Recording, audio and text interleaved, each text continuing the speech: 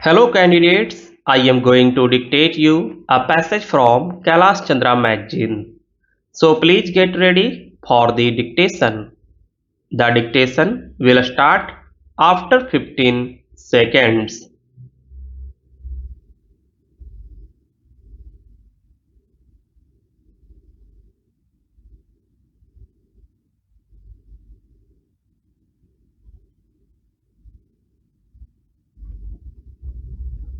I rise to give my wholehearted support to this measure which I consider to be of immense importance and a landmark in the history of industrialization in the country.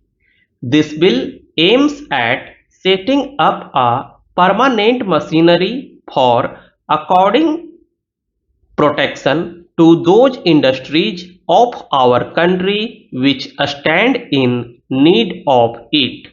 This country, which is so very rich in all its resources, was at one time of its history at the pinnacle of glory, not in the production of raw materials, but in the manufacture of finished goods. But the continuous foreign rule for centuries ruined all its industries, with the result that the country has been brought down from that height of industrial glory. For centuries, our production, though it was more or less of the cottage industry type, commanded markets throughout the world. We know what steps were taken by our foreign rulers to discourage our home industries and to raise the protective tariff walls in their own country to make it industrially sound. We know how our weavers were tyrannized. It is a matter of history and needs no repetition here. Therefore, this country, which has been under the heel of the foreigners for centuries, has now to begin its life afresh and to rejuvenate and renovate its ruined industries. I therefore regard this measure, which is the first constructive attempt on the part of the government to bring industry on a sound footing, as a great landmark in the history of industrialization. For years, this country and the government which was at the helm of its affairs believed in unrestricted foreign trade. It was only during World War One that the then government thought for the first time that some steps must be taken in this country towards industrialization. An industrial commission was appointed in 1960. It apparently had nothing to do with the tariff policy, but for the first time it concentrated attention on the sphere and domain of the development of industries in the country. Times were changing. There was a feeling of political consciousness amongst the masses. With the August Declaration of 1997, there was a cry for the grant of fiscal autonomy, and for the first time we saw fiscal autonomy in the convention. In 2003, the first fiscal commission was appointed, and subsequently the government appointed ad hoc tariff boards.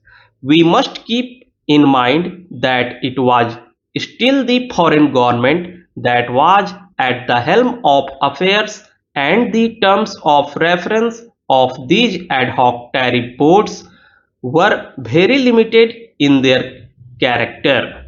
For example, before any industry could be considered to be entitled for the grant of protection, it was essential that there should be abundant natural resources for that industry available in the country itself. There should be a local market for its produce. There should be real potentialities for its development and its development at a rapid pace. Even then, the production was afforded only for limited periods, and that too only in cases where a certain industry could stand foreign competition. These were the limitations, but even in this limited sphere, we have several illustrations which show that the government of that day never accepted the recommendations of these tariff boards when they clashed with the interests of foreign capitalists, particularly British capitalists in this country. In 1928, the government refused to grant any protection to the locomotive manufacturing industry on the lame excuse that there was no market for it in India. We know how crores and crores of rupees had to be spent for buying locomotives outside the country, and even today we are importing these locomotives from abroad. Thus, we see that when these tariff boards were appointed for the first time, they functioned in a very halting and indecisive manner, and they were intended only for the protection of the interests of foreign capitalists and not for the development of indigenous industries. Then came the war. From 1939 up to 1945, the policy of the government was to maintain the protection already afforded by giving fresh lease of life to the Protective Duties Acts.